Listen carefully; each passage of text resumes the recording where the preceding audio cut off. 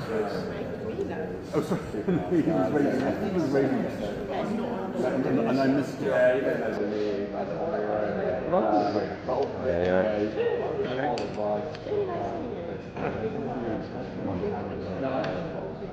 Be more on the same track.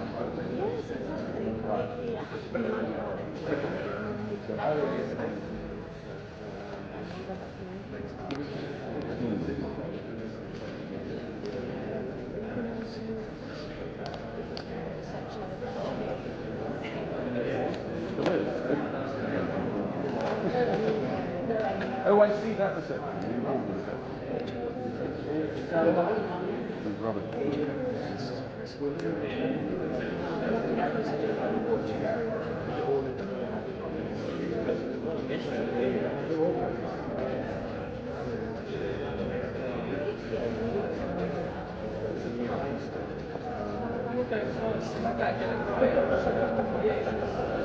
No pressure.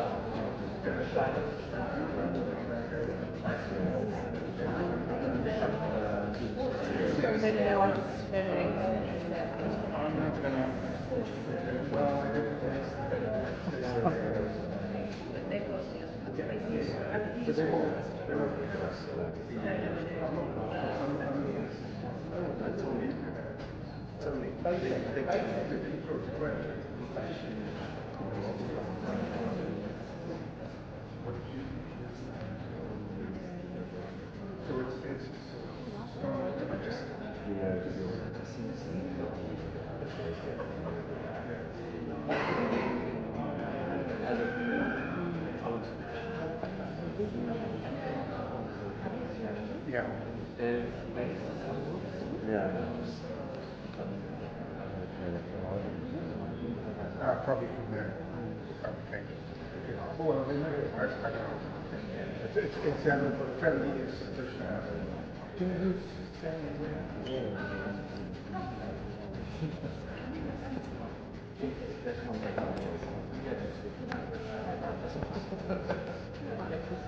And I'm using literally from my shoe and it's like his nose.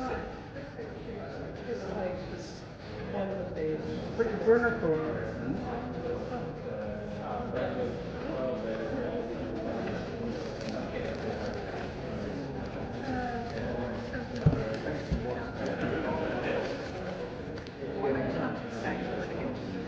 No, I'll put it behind us. My legs that I don't need, that I thought I might need, just there.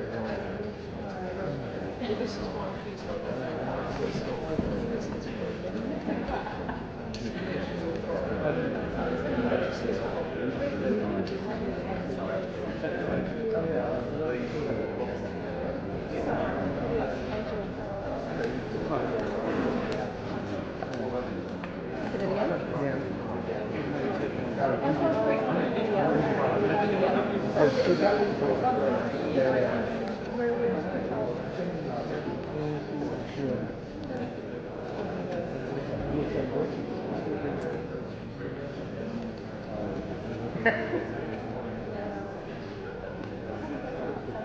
I'm going to stand up because it's getting exciting.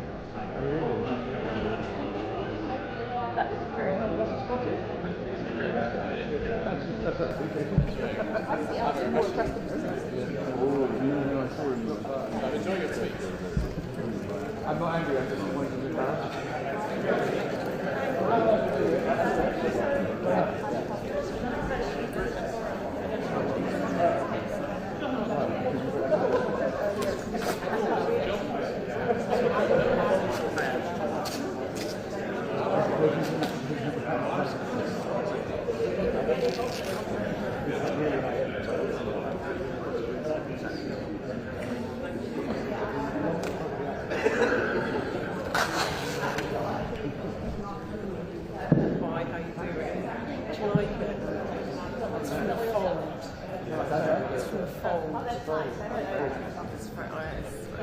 I do this with keep it all into my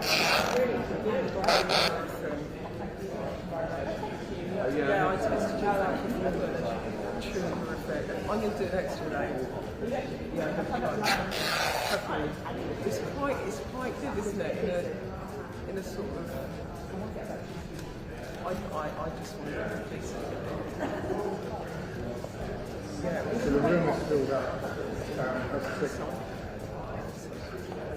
brilliant. Yes, but do you know what I did? So I bumped into an MP when I was getting my and she went, and then I was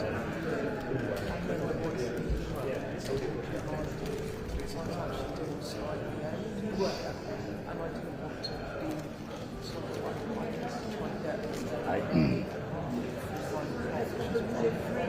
yeah, so it was just really it wasn't actually just but you didn't have to keep feeling at the start. That was I got very Okay. It's open mic right now.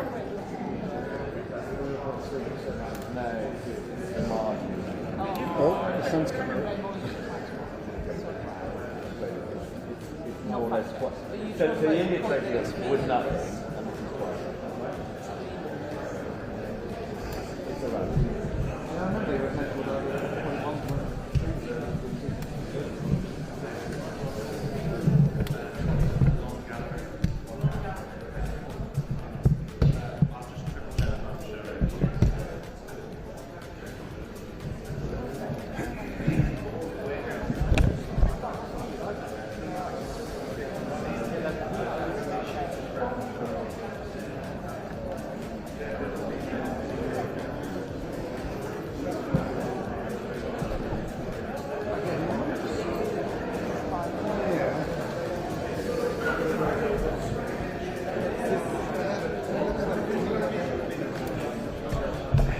Yeah, the bubbles.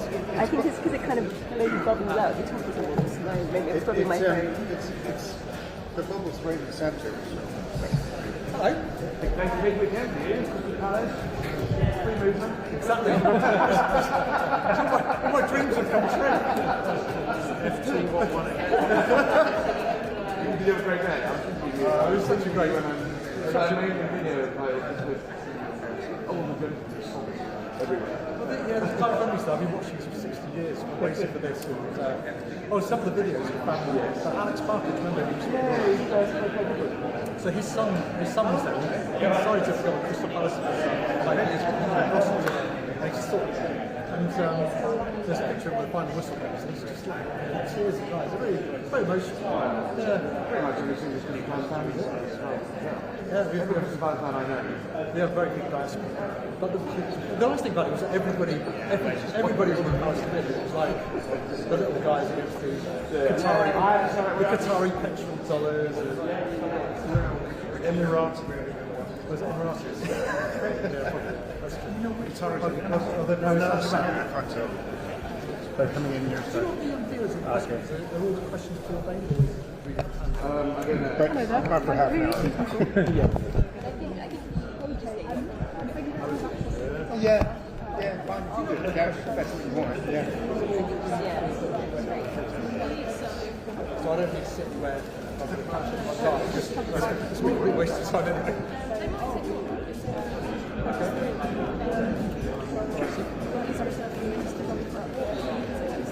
Thank you very much.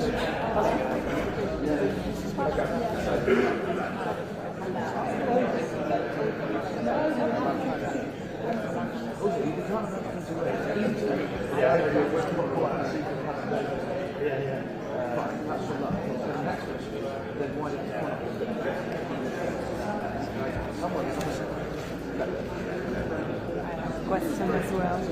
Hello, I'm Moho. I'm the photographer of the president. I'm fine. How are you? I didn't know if you recognize me because I'm not always in Melbourne. Hello. Where will they come from there? Walking this way. Okay.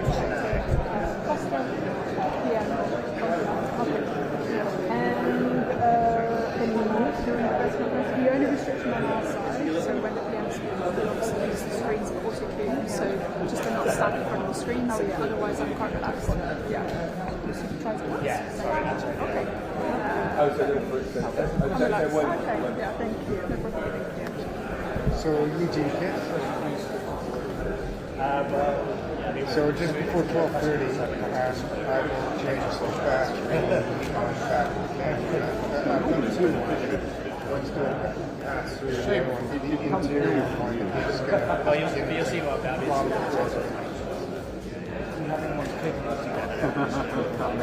Oh, yeah.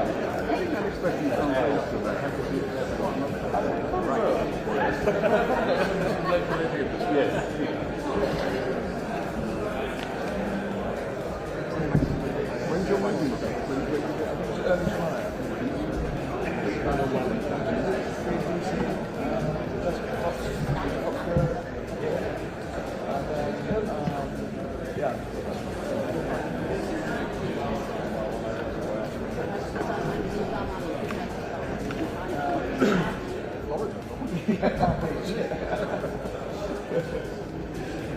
Very elusive.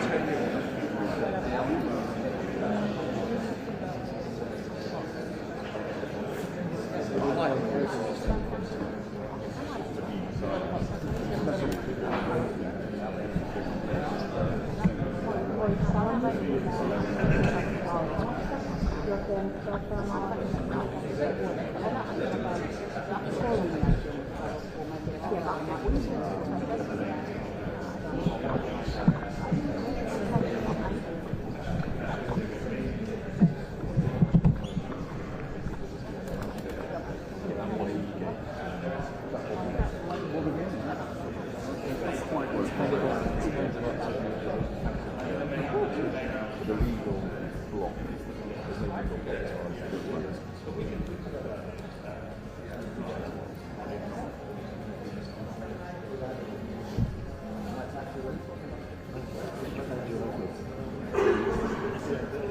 far as we're sitting on top of Just because basically the front row. You're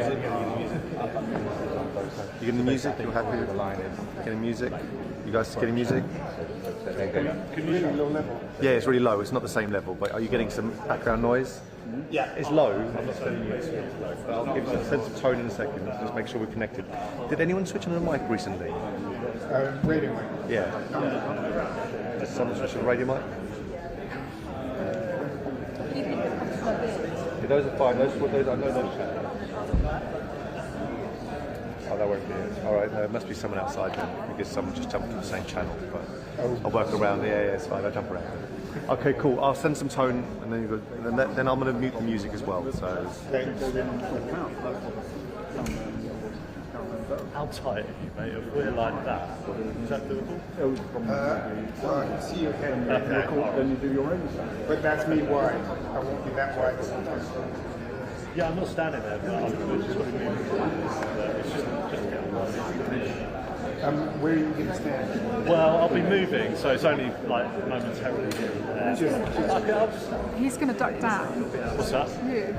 No, it's for my exercise, for my afternoon squat rest routine. Squat hold. To be like, no, I'll stand. You okay, Neil? Perfect.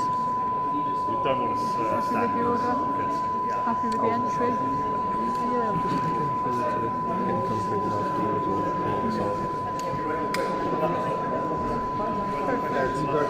And presumably they just leave and then we all go Yeah. same way.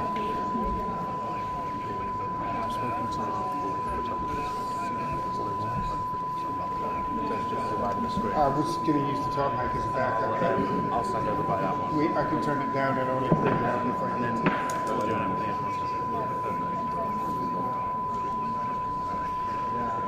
You happy with that? Sorry.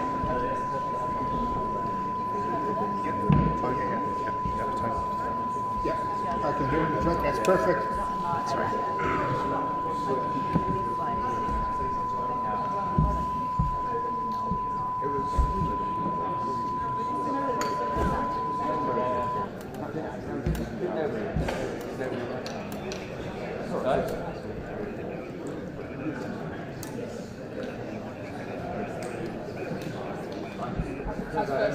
I don't think that's going to happen, but yeah.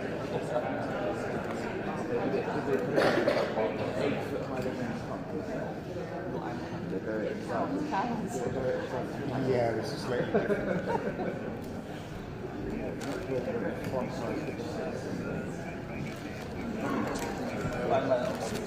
Really?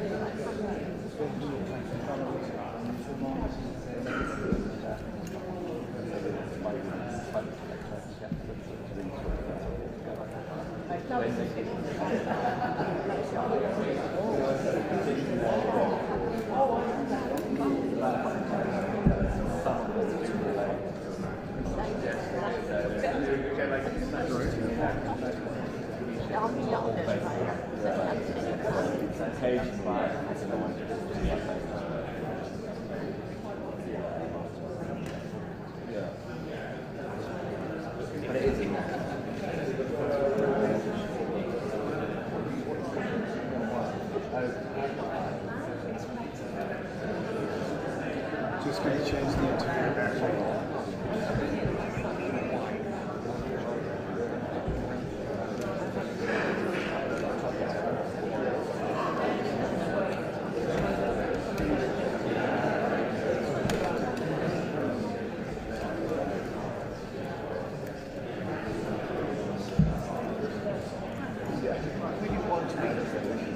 You got me back?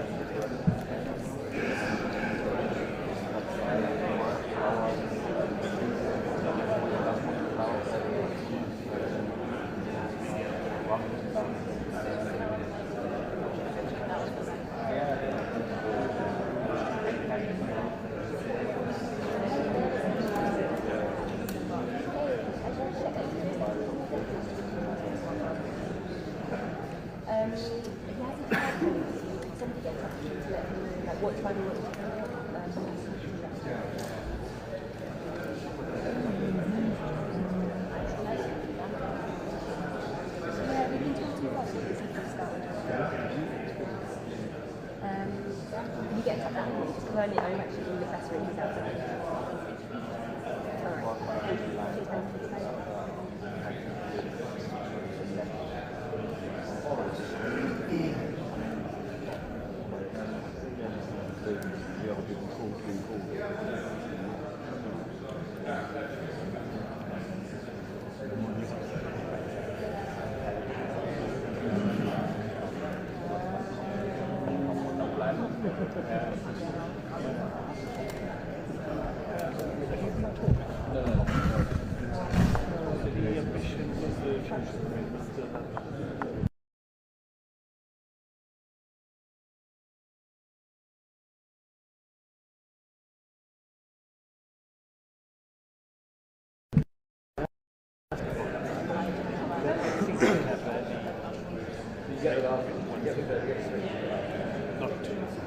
No, but just on the ground.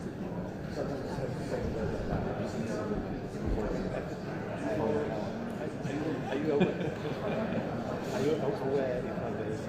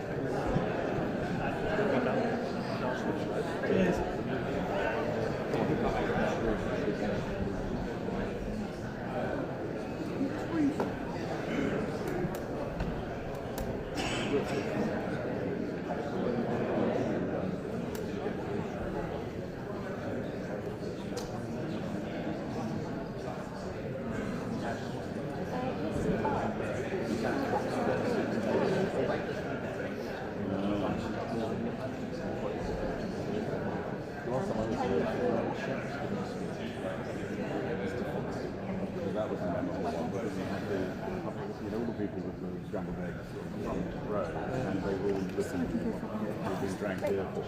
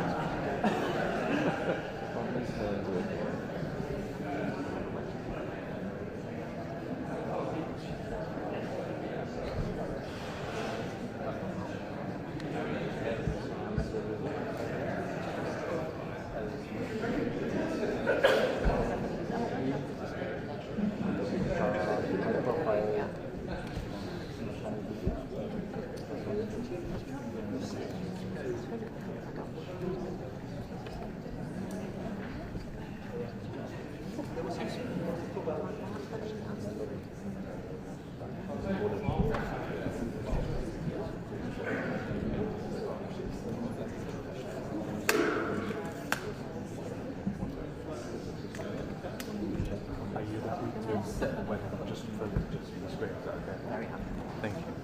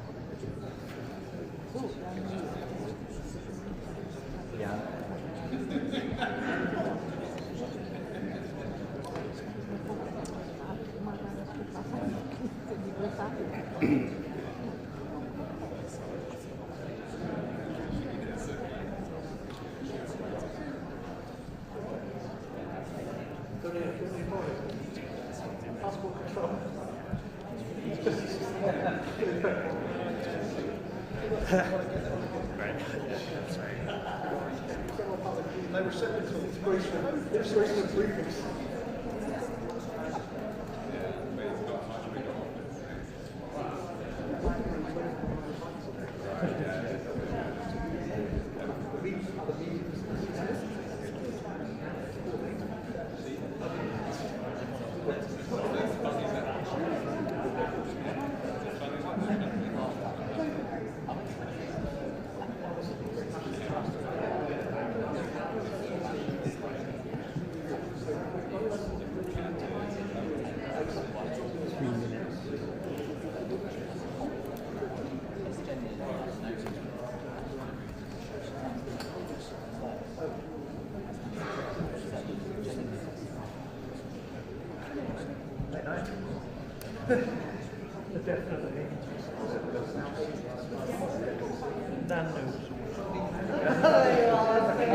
There's the colour you need.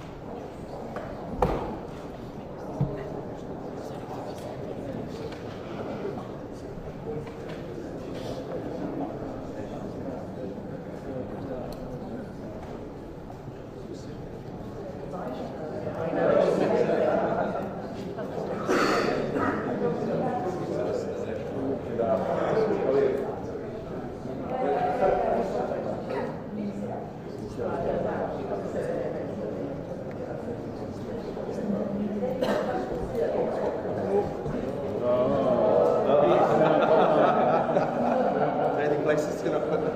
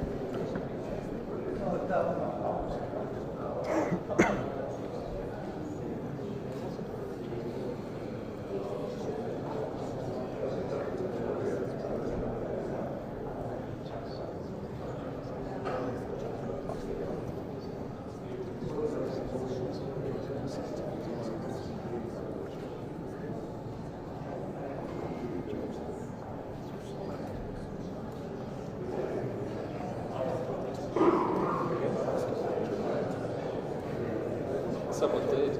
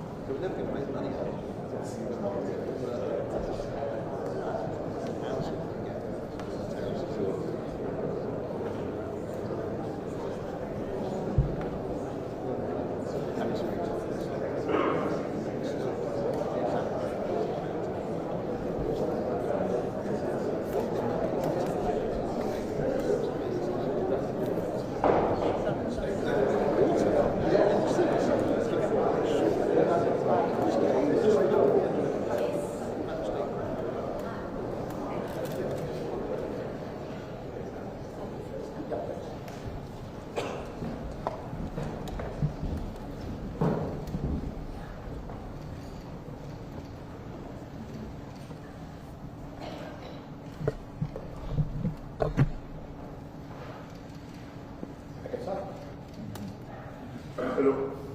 Good morning, dear Prime Minister, dear Keir, dear Ursula, dear ministers, dear representative, dear Maros. Let me begin by thanking Prime Minister Keir Starmer for hosting us here in London for what has been a timely and truly productive summit. A few months ago, Prime Minister, you spoke of your ambition to reset the relationship between the United Kingdom and the European Union.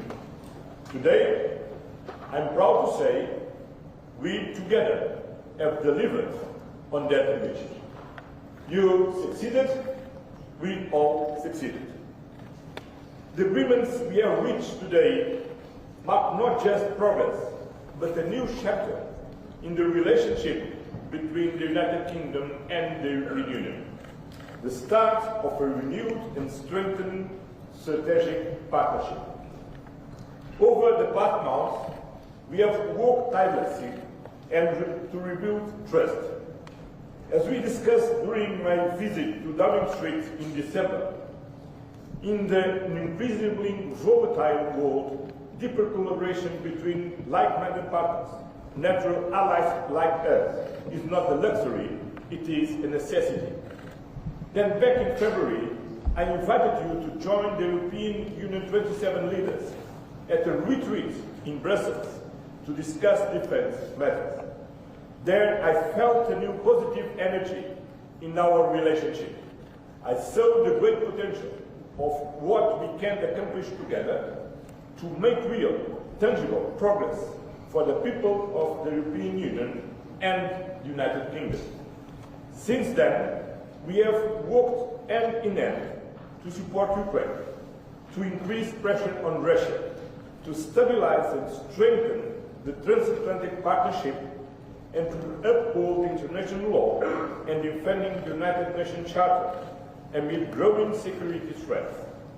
We have been proud of the fruits of that collective effort. A joint statement on cooperation on global issues, a security on defense partnership, and a common understanding and a renewed agenda for cooperation. These agreements represent more than just words on paper. They are a reflection of our shared commitments to security, to prosperity, to development, and to the people we serve on both sides of the channel. Our relationship is grounded in shared values, mutual interests, and the simple fact of our geographical closeness. We are neighbors, allies, partners, and we are friends. Times are changing.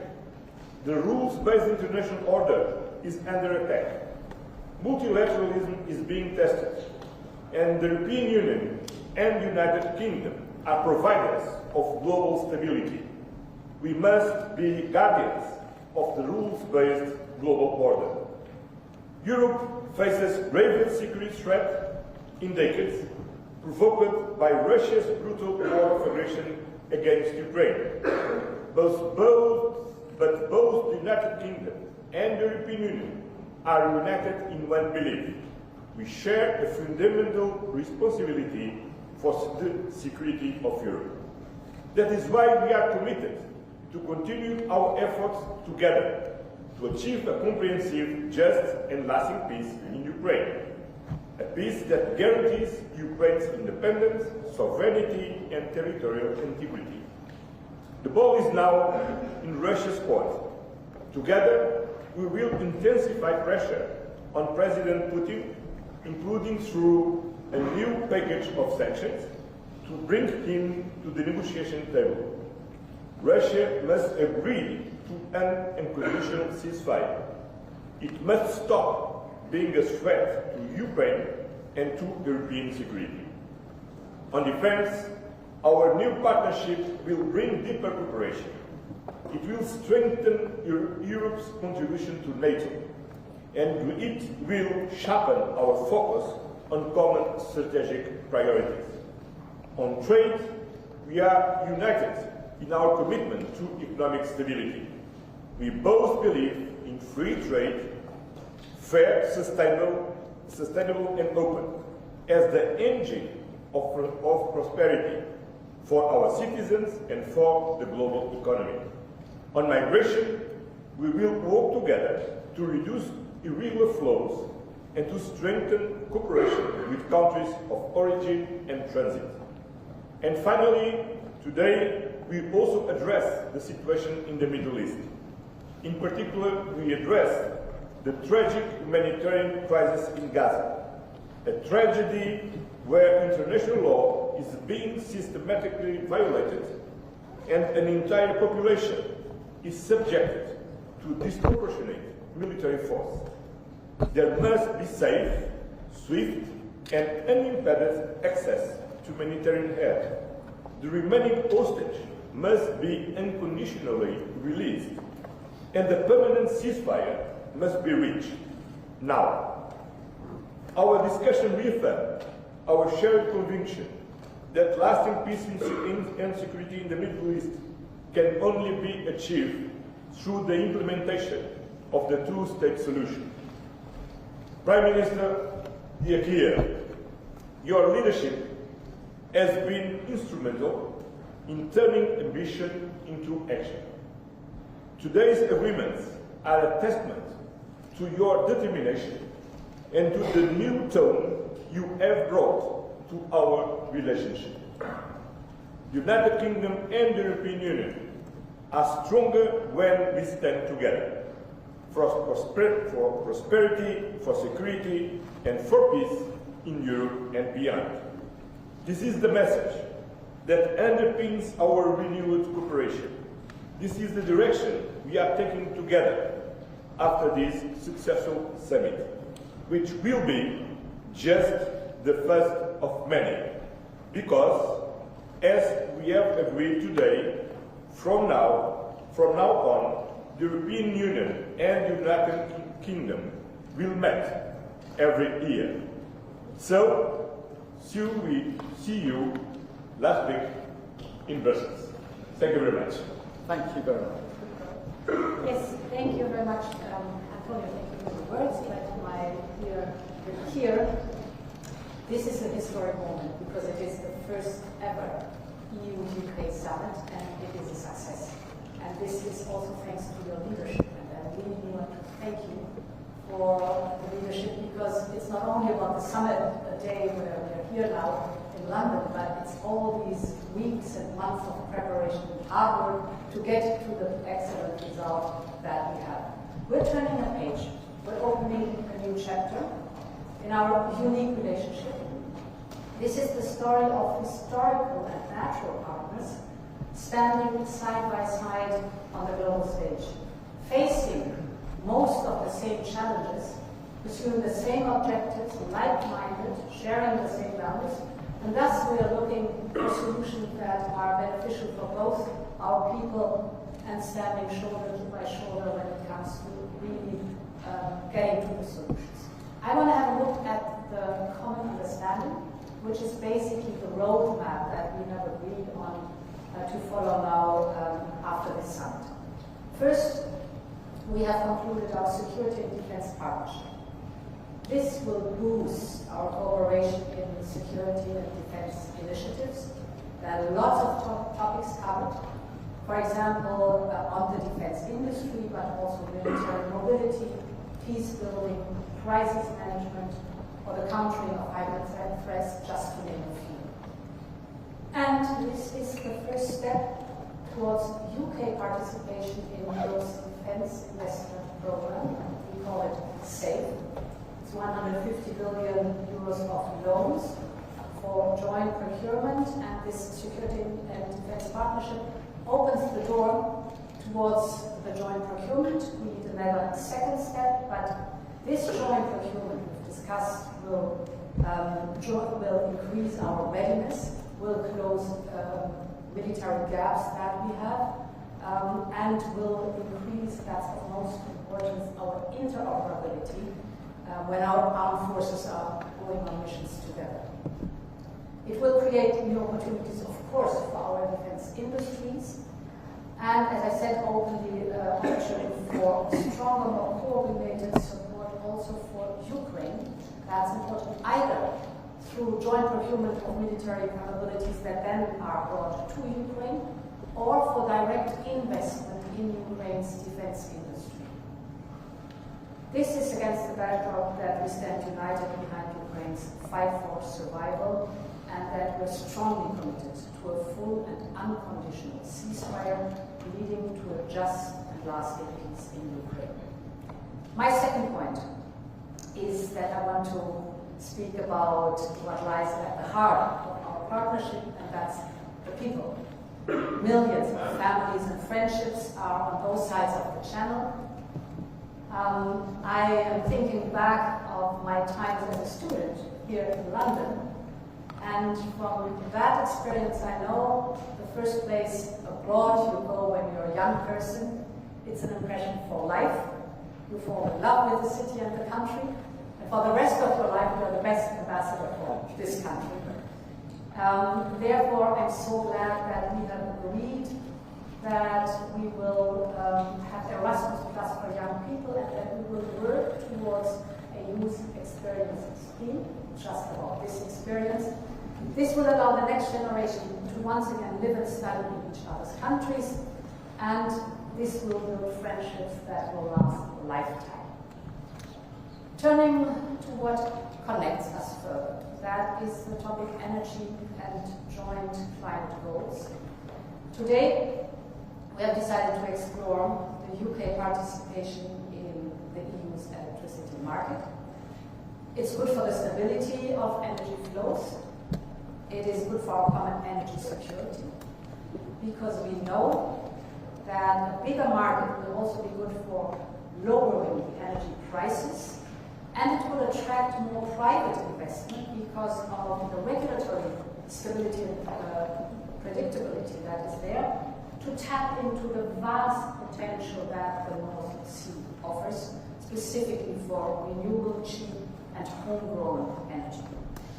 In addition, we're both committed to leading by example on the path to net zero, and that's why we've also agreed to work towards linking our emission trading system. A larger integrated system is a big step forward in decarbonization and creates a level playing field. Today we also decided to facilitate trade flows of agri-food products between us and to work towards a common sanitary, phytosanitary area. That means more certainty, more stability for farmers and food producers and fishermen and fisherwomen on both sides of the channel. Safer food with greater trust from consumers. And together with the Wings of Framework, this will also bring additional benefits for Northern Ireland. It will further ease the movement of agri-food goods between Great Britain and Northern Ireland. And Northern Ireland will continue to enjoy dual access to both the EU single market and the UK internal market. And in addition, it's a lot what we have agreed on. In addition, we have reached an agreement on fisheries, ensuring reciprocal access to waters until 2038. This is so important for long-term stability and predictability. And we have agreed to preserve the historic tariff-free trade in steel products. Steel is a vital sector for both our industries, so this decision is great news. Finally, I'm coming to an end. On justice and migration, we're stepping up our cooperation to keep our citizens safe. That means more joint operational work, especially through Europol, and seamless exchange of information. Because as we all know, crime doesn't stop at borders, neither should our response. On illegal migration, we are joining forces to crack down on smugglers and traffickers. This is organized crime. Our goal is clear. We want to protect our borders and prevent further tragedies. We are also stepping up there for our joint cooperation with third countries. As you know, we on the European Union side have made this one of our priorities, and we welcome that the UK is joining us in this effort. Dear Keir, what we have agreed today is historic. It will make a real difference to people in the UK and across our union. But the message we are sending to the world today is equally, if not more important. It is a message that at a time of global instability, and when our continent faces the greatest threat it has for generations, we in Europe stick together.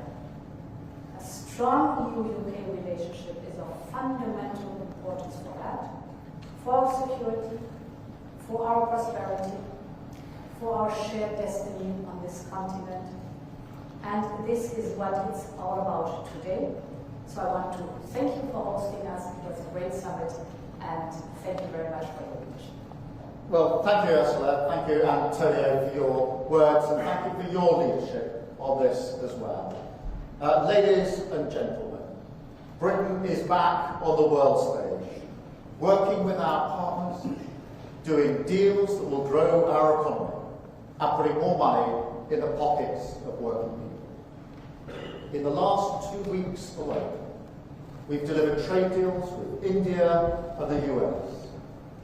And that means jobs saved, jobs created, more growth. And a huge vote of confidence in this country. It shows that as global instability is rising, the decisions that we've taken to stabilise the economy and lead the way internationally have made Britain a place where people want to do business once again. And from that position of strength, today we have struck this landmark deal with the EU, a new partnership between an independent Britain and our allies in Europe. This is the first UK-EU summit. It marks a new era in our relationship.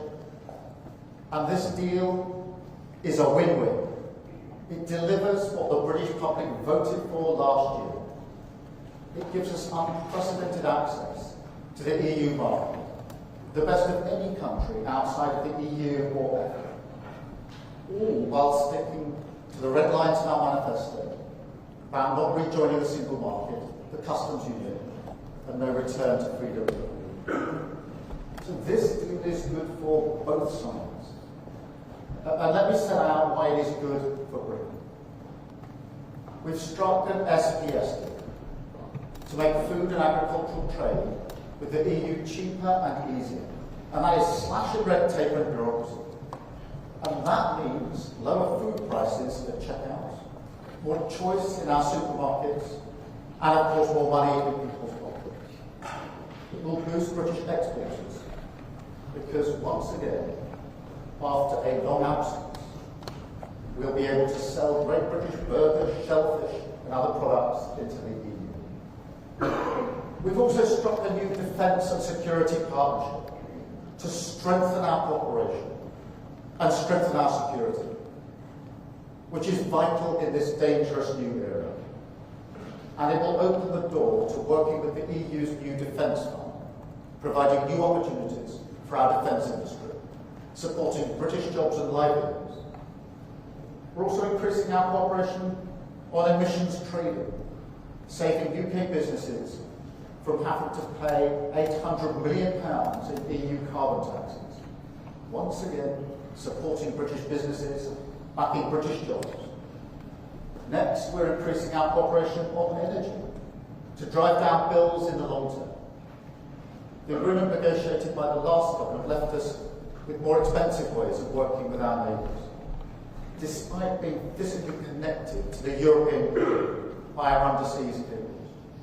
Today's deal will see us work to bring these systems together, benefiting bill payers and boosting our renewable industry in the North Sea. Today's deal is also good for British steel, protecting our steel exports from new EU tariffs, saving the industry £25 million every year.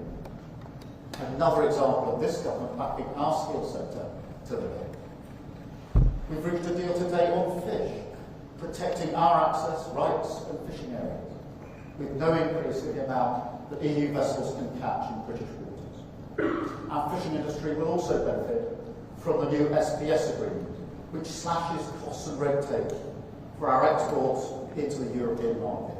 And we already sell 70% of our seafood into that market, so that is really significant. It is also opening the gates to selling shellfish back into the EU. And I can also announce today that we're investing £360 million into our fishing industry to help them take advantage of this deal. We've acted today to strengthen our borders. The previous deal left a huge gap in our ability to work together to tackle illegal migration.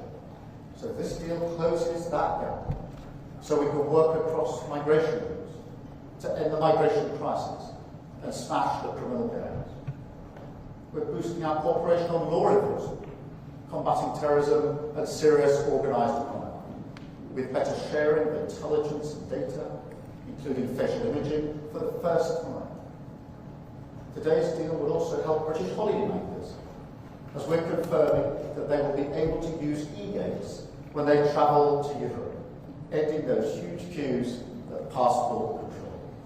And I call on all the EU members to help make this a reality without delay. Finally, we've agreed today to cooperate on a youth experience scheme to allow our young people to travel and work freely in Europe. And I'm clear this will come with all the appropriate time limits, caps and visa requirements. So it's a long list. It shows just how much we've achieved here today. Real benefits for the British people. Because it's time to look forward. It's time to move on from the stale old debates and political fights to focus on delivering common sense, practical solutions which get the best for the British people. We're ready to work with all our partners, wherever it means we can improve people's lives here and there. And that's what this deal is all about. Facing out to the world once again, in the great tradition of this nation, building the relationships we choose with the partners we choose, and closing deals in the national interest. Thank you. We'll now take some questions from the media, and I think I've got the list. I think we're going to go to the UK media first, and then to the European media. I've got Chris Mason, BBC, first, please. Chris. Thank you, Prime Minister. Chris Mason, BBC News. To be clear, Prime Minister, isn't the truth that you've sold out the fishermen for what you see as the greater good? And a question to the European Union, to President von der Leyen. This deal involves the UK becoming an EU rule taker, which some people here really don't like. Are you pleased to have the UK back within the EU's orbit? Thank you. Chris, let me go first. Firstly, the focus, the driving principles of the comprehensive set of arrangements we've agreed today is about bills, it's about jobs, and it's about borders. They're the driving principles. And the SPS zone cuts away a huge amount of red tape for businesses in the way that we trade. It is incredibly important for fish because over 70% of our seafood goes into the European market. So for the first time under this arrangement, our fishing communities are able to sell more easily into the European market. As I say, 70% goes into that market. The length of time for the agreement provides the stability, because what would have happened next year is we would come off the current arrangements, but then into year-on-year negotiations where nobody knows year-on-year where they stand. This gives stability in relation to that. It also opens the door for shellfish and the like to be sold back into the European market, which wasn't available before this deal. And of course, we've announced the £360 transformation fund. So what this goes with is that access on a permanent basis, the SPS agreement on a permanent basis for our fishermen and fisherwomen in our fishing communities into that market. Huge amount of their stock goes into this. So this is good for fishing. Yes, on your question on the rules. Because the United Kingdom is a sovereign country, it can take agreements like this one, develop agreements like this one. Of course, whenever we have an agreement among us, we define together what the rules are, how we will act together on a specific topic. So it shows sovereignty of the country by being able to take agreements like this one here today. Thank you. Let me go to Robert Peston, ITV. Robert. Prime Minister, Robert Peston, ITV. Prime Minister, isn't this almost the worst of possible worlds, in the sense that you laid yourself open to accusations of betrayal from Brexit supporters because we are again having rules set for food by Brussels, while you're adding back just a 20th of the GDP, the national income, that we lost when we left the European Union. And Madam President, if I may, today's framework, do you see it as an end, or do you see this as the beginning over coming years of greater integration, again, between the UK and the EU? Well, Robert, let me be absolutely clear. This is the result of serious, pragmatic negotiations that are good for our country. And they're absolutely focused on delivery. In the same spirit, in the same mindset that we struck the deal with India and with the US. So this is very good for our country. It is hugely ambitious and comprehensive. The SPS zone, really important in terms of our market access, getting rid of the red tape and the bureaucracy that otherwise would have been hugely important as well to Northern Ireland. Then the security and defence partnership, in an era where we're forever saying quite rightly that it's an increasingly insecure world, to be able to strike that partnership so we can cooperate better together, invest in procurement better together, and open that door to the European funding is hugely important. The emissions trading is going to be for businesses extremely welcome, because otherwise they would be paying £800 million year on year in carbon taxes. On energy, we're making permanent the current chapter and looking to access to the EU electricity market. On British steel, quotas, specific country quotas for British steel, hugely important in the current environment. On fish, that access to the market. Shellfish being opened up, again, the transformation fund. E-gates, which for many people will be the first discernible difference in terms of travel ending those queues. On law enforcement, where there wasn't really enough in the current deal, operational work together on institutions like Europol, sharing data, particularly facial mapping, irregular migration. We're pushing forward way beyond the TCA in terms of what we're going to do together and the youth experience. So the breadth and comprehensiveness of this agreement shows that if you focus seriously and pragmatically on deliverables, you can make a real difference for our country. Just like India, just like the US, other governments have talked with great rhetoric about what they're going to achieve and achieve little or nothing. We roll up our sleeves, we're seriously pragmatic, and we're delivering a very, very good deal for our country today. Yes, on your question on the framework, I would say the common understanding, that is the document that shows that we're engaging in greater cooperation. And the Prime Minister has just described the topics. I mean, we are sharing the same interests.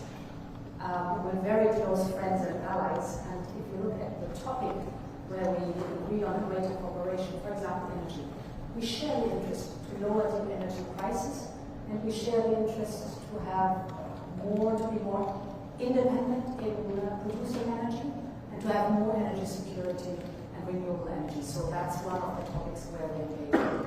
The emission trading system, fighting climate change, is the same interest we have on both sides. Security and defense, you just described it. It's a big topic where we can together really achieve big steps forward. Migration, health, hybrid threats. If you look at the roadmap that we have agreed on to develop, I mean, there's a lot of work still ahead of us. That's amazing to see. It's just a better cooperation and a closer cooperation that we are framing here. Well, just to add that we can looking forward, not looking back. This is not about the past, it's about the future. We don't talk about our previous relationship, but we are working on a new strategic relationship. This is not a new third, it's a new chapter, a new strategic partnership, a new security and defense partnership based on the shared values and the shared challenges that we want to address together as we express in our joint statement. Thank you. And can I come to Beth Sky? Thank you, Prime Minister. Beth Sky News. You staked your reputation on getting this deal, and to nail it down, you have given the European Union 12-year access to UK fishing waters, and you have agreed, having ruled it out last year, in principle to a youth mobility scheme. There are those today criticising you for backsliding on Brexit. Don't they have a point? And if I may, I need to ask you about what's happening in Gaza. The UN's aid chief has warned action from the UN Security Council is needed to, quote, prevent genocide in the Gaza Strip. Do you think it is genocide? And can you, in good conscience, stand there as a leader and say you have done all you can? And to the Commission President, it has been a difficult few years between the UK and the EU. You describe this deal as turning the page on those years. Many Britons will welcome this deal, but what is your message to those who voted Brexit in the UK and view these new arrangements with suspicion? Thank you. Beth, this is a comprehensive agreement. It is balanced, reciprocal, and has huge benefits for the United Kingdom, based on our three principles, which is driving down bills, driving up jobs, and absolutely having control of our borders. And it delivers on all of those really important things. And I think it's really significant, as you'll see supermarkets already coming out saying how much they support the deal, because they know what this means in terms of the SBS agreement for the prices in their supermarkets, which of course are the prices impacting on working people across the country. I think Sam and Scotland have come out already saying one of the huge exports from Scotland, how important it is from there. So I listen to the voices of those that are trading, the businesses across the country who are saying this is a good step forward over the voice of those from either side who predicted what they would achieve and achieved very little. And most of the people complaining about the deal were people who say before one single word of what it said that they were against it. So I look at how does it impact on working people? What are those supermarkets saying? What are those businesses saying? Because they're all welcoming it, and they're welcoming it for a reason. That's a very, very good step in the right direction, a really important development. Let me separately address the question of Gaza, because it's a really serious, unacceptable, intolerable situation. And that's why we are working intensely to coordinate with other leaders how we respond to this, because it is intolerable, it is unacceptable, and we will continue to work in that way. Thank you very much. Beth. Yes. So we are sovereign neighbors. We're friends, we're allies, and this is a new beginning for old friends. In this spirit, we have designed the roadmap that we are working on together, and I think it shows, the content shows that we are working towards a friendly cooperation that is of benefit for both sides of the channel. On Gaza, the humanitarian situation in Gaza is unacceptable. For 2 months now, no humanitarian supplies have entered Gaza. Aid must reach civilians immediately, and the blockade on Gaza needs to be lifted now, because humanitarian aid must never be politicized. And we are calling for a resumption of the ceasefire and immediate release of hostages, so that a permanent end of hostilities can be finally achieved. We are convinced that the only solution is a two-state solution. This means, among others, also a functioning Palestinian Authority. We are strongly supporting and financing the Palestinian Authority, and we as a Commission will propose a multi-annual package of 1.6 billion euros for the years 25, 26, 27 to support the Palestinian Authority. Just to add about Gaza. As the Prime Minister said, as also said, is unacceptable. Israel must stop now immediately. The Hamas needs to release immediately all the hostage, and we need all together as international community to help the parts to build the two-state solution, the only one who can ensure a lasting peace in the region. Thank you very much. And Chris Hope from GB News, please. Thank you, Prime Minister. From GB News. As you know, Mr. Keir Starmer, critics say your deal turns into rule takers, not rule makers on standards. The Scottish Fishermen Association or Federation say your deal is a horror show, far worse than Boris Johnson's botched Brexit agreement. Are they right? Have you been stitched up like a kipper by the European Union? Ms von der Leyen, the Tories will say today they will reverse everything you agreed today. What's your message to them?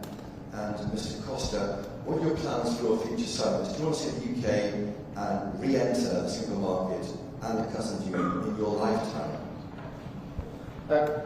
Chris, let me again repeat the driving principles behind this deal, which is really important, which is the question, does it bring down bills?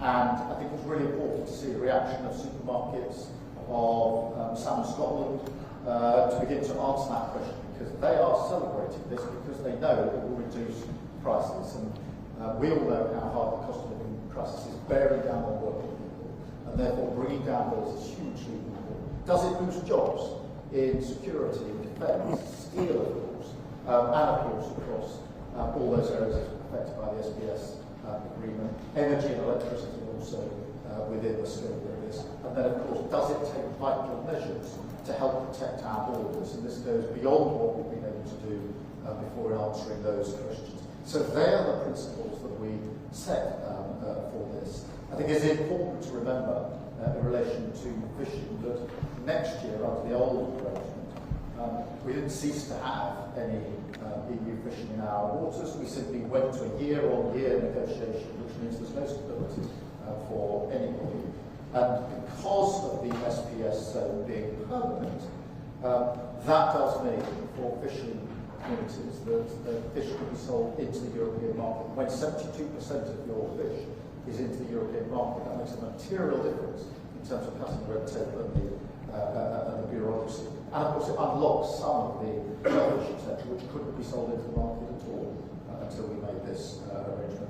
And I think it is important to emphasise again the £360 million transformation fund to fishing communities, which has never been put in place before. And that's why the comprehensive nature of this deal across so many strands is totally focused on that question. Does it bring down bills? Does it drive up jobs? Does it help us take control of our borders? And it answers all of those questions, which I think are fundamentally important for working people. Thank you. So to your question, my answer to all would be that we are good neighbours. And it's reasonable for good neighbours to work together. And they face challenges. That's what we're doing. And I think now our job is, I mean, we've described the roadmap. We have to finally negotiate all the different details in it. And then our job is to implement it and to show the positive results. People will see the positive results. You spoke about bringing the bills down, less red tape without any question, more prosperity and more predictability. So ask us again in a few years and then we can show exactly what we have delivered. Thank you very much for your question. I had the privilege to work in the European Council with David Cameron, Theresa May and Boris Johnson.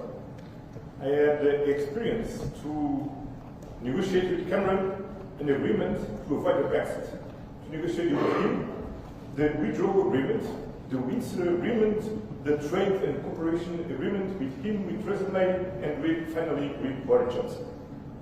This is the past. Now, with Keir Starmer, we are turning the page, look at the future, and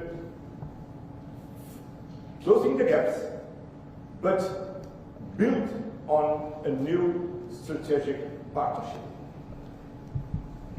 Building and working on a new common understanding, a very ambitious roadmap, not to return to the single market, not to return to the customs union, but to do better together as neighbors, partners, allies, and friends. Thank you. I'm going to go now to European media. I've got Euractiv first, which is Owen Morgan. Right, thank you, Minister. Owen Morgan with Euractiv from Brussels. There's obviously plenty to lead into on the package announced today, but the question, if I may, on how this impacts the agreements that the EU and the UK already have. You'll be aware that the European Commission in December took the UK to court over its treatment of EU citizens living in the UK. That case concerns a number of potential breaches of the withdrawal agreement, the divorce deal. Just speak up just a little bit. So the European Commission took the UK to court in December over its treatment of EU citizens living in the UK, and that concerns a number of potential breaches of the withdrawal agreement. Today's package once again talks about the full, timely and faithful implementation of those agreements. So to the Prime Minister, what assurances have you offered the EU as part of these talks on your implementation of the withdrawal agreement? To President Costa, are you satisfied with those assurances? And to President von der Leyen, does the Commission's legal action and court case still remain on the table? Thank you. Let me be absolutely clear that this builds on the agreements we already have in place, which we respect and have agreed on the basis that we fully implement. And that's been the platform on which we've been able to take this forward. And we've already, in relation to citizens' rights, etc., made advances even before today. But this is the premise of the idea that this is a government that, when agreements are struck, respects those agreements and sticks to those agreements. And on that platform, we've been able to build so much of what we've put before you today. That's all I take. Okay. I'm very sincere because we now have a clear commitment to a fully and timely implementation of the previous, what is previously agreed, all these treaties. But now we have a roadmap to work together and to deliver to our citizens in the European Union and in the United Kingdom what is more important, safety, security, and prosperity. And the Prime Minister translated very well what means prosperity. Prosperity means economic growth, jobs, lower inflation. And this is for this what we are working together, because together we are stronger, and together we can deliver more to our citizens. Then I'm very satisfied, and I'm looking forward for continuing to work together. Thank you. So, in former times we have agreed on a set of rules which are present defining the framework in which we are, for example, dealing with the topic of free movement. Everyone on both sides has to abide by the rules. We have to implement these rules, and in some cases we are searching for legal clarity. This is a normal process that goes on not only on the topic of free movement, but on every topic where you have to implement the rules that the state of. Thank you very much. I've got Mr. Valero from Bloomberg. Good afternoon, Juan Valero with Bloomberg. First, for the Prime Minister, a couple of details on the agreement reached. What's the number of young people coming from the EU that you would consider acceptable to benefit from the new mobility scheme, and whether the EU students will pay the same fees as the UK students here? Secondly, for the EU side, whether you will wait to conclude the more detailed agreement for the UK firms to benefit from SAFE until you have an agreement reached on youth mobility and Erasmus. And very quickly, finally, President Costa, since you were referring to past agreements and your satisfaction, whether you are satisfied with the fact that there is no reference to Gibraltar, which is an important issue for the Liberian neighbours. Thank you. Let me just, on the youth experience scheme, obviously this gives an opportunity for young people in the UK to work, travel, volunteer, au pair, you name it, in Europe, and the same the other way. It doesn't deal with university fees, just to deal with a particular question that you raised, so there's no change there. It is that experience, it is time limited. The numbers to be agreed, so it's not an uncapped scheme, it will be a visa scheme. So everything will now be done through mutual agreement as we go forward, but they're the principles behind the experience, which is great opportunities for UK young people, and also great opportunities for member states young people as well. So two parts of your question, the second part first, because the Prime Minister just spoke about the youth experience and Erasmus Plus. We very clearly said that we work towards both.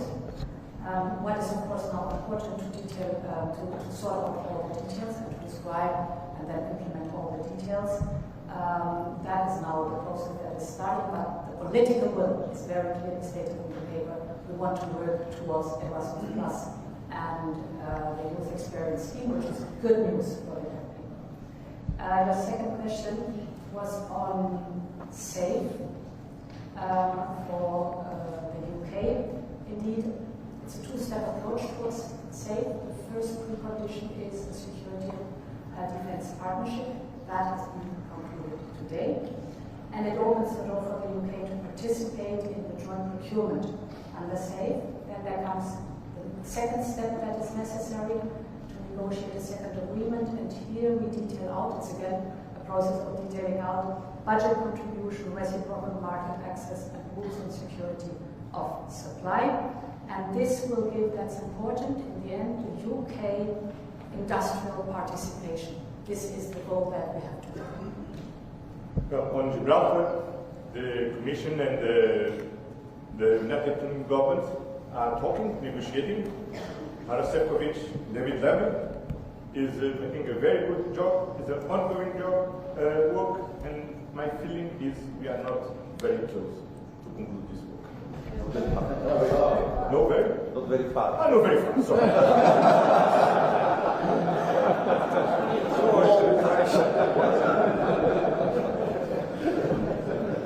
Very close. Great. I've got ANP Lauren. Hello, Lauren Leermond from Dutch news agency ANP. This whole summit was about starting over and jump-starting a long-lasting relationship between the EU and UK. However, on fisheries, another temporary agreement has been made for a number of years that sort of seems arbitrary, 12 years. How does that signaling a robust and lasting relationship? Why not a permanent solution? And is a permanent solution still on the table for the upcoming talks, maybe next year? In relation to fish, I think it's important we've got the certainty in there and won't investigate what that means for UK fishing communities, the access to market, particularly on the SPS, etc. But I think there's something bigger here which is important, because what we've achieved today is about looking forwards, not backwards. It's about not reopening all the old wounds. It's about turning a page, starting a new era, closer cooperation across a whole range of issues, and the mindset, the mood, the framing, the intent and ambition is every bit as important as the detail on the page and the very many aspects of this arrangement today, because we jointly agreed at the beginning of this process that we wanted to look forwards, not backwards. And it's because of that we've been able to make such significant progress today. And it is from that we build forward, going forward. And in an era where not many people challenge the proposition that defence and security is more uncertain than it's been for a long time, and we're entering a new era. In an era when not many people challenge the proposition that trade and the economy is entering a new era because of what's been happening in recent months. The significance of the EU and the UK coming together in this way over such a range of issues is not to be underestimated, and that's why it's genuinely a new chapter for our country, a new chapter for our relationships, and that's why I think it's such an important set of arrangements that we come to today. Thank you. I think the most important part is that this agreement brings stability and predictability for fishermen and fisherwomen on both sides of the channel. You emphasized how important that is in these days, and indeed, until 2038, that's 12 years, that is a lot of predictability, stability, to really also do the necessary investments, and it's finding good solutions.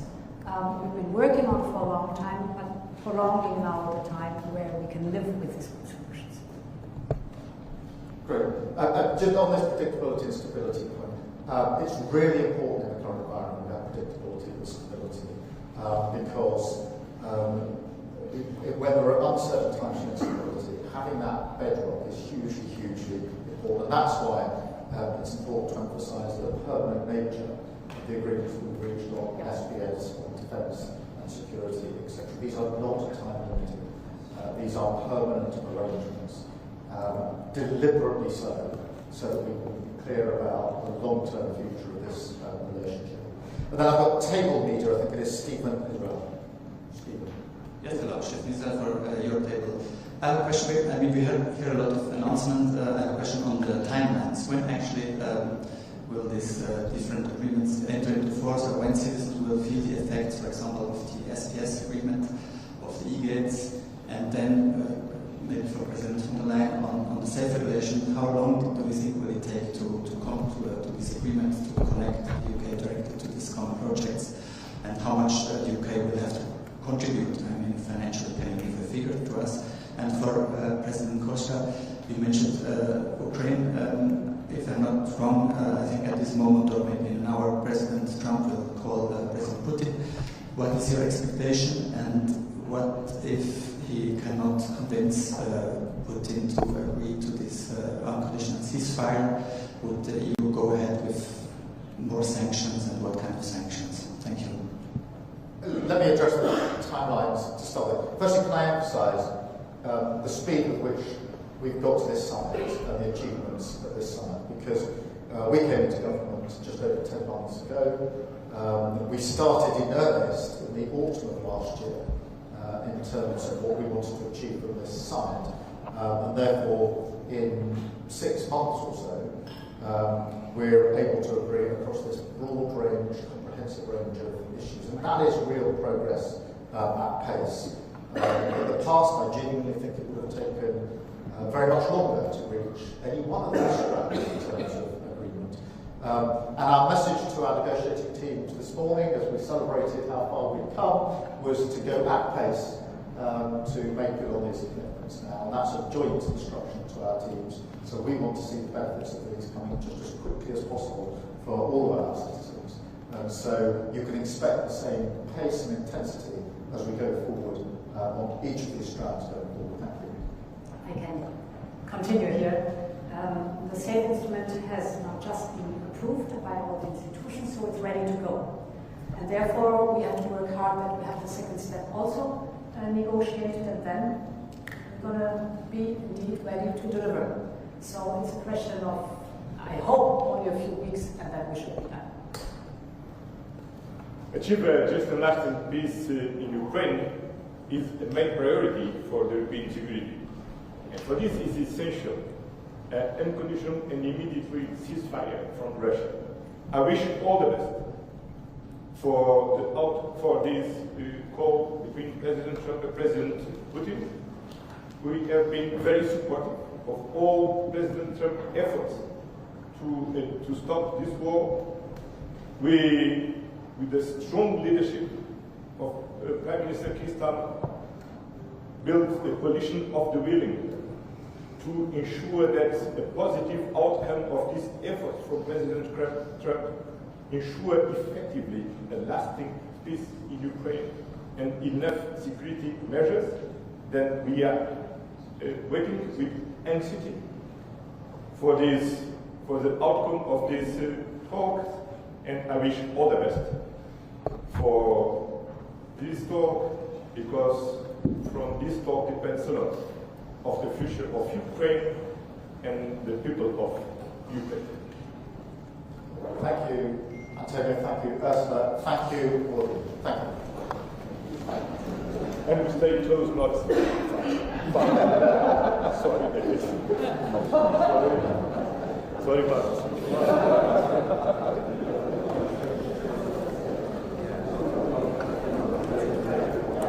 Thanks a lot.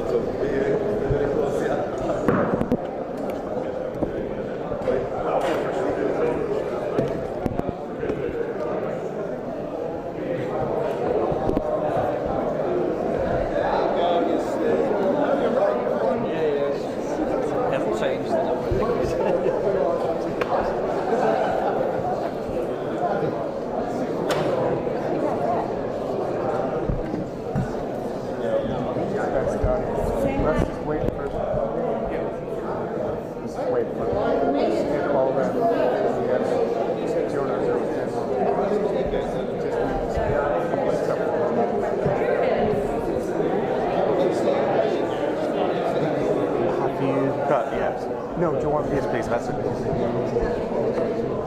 you want to put bars to line, please? They want us to stop.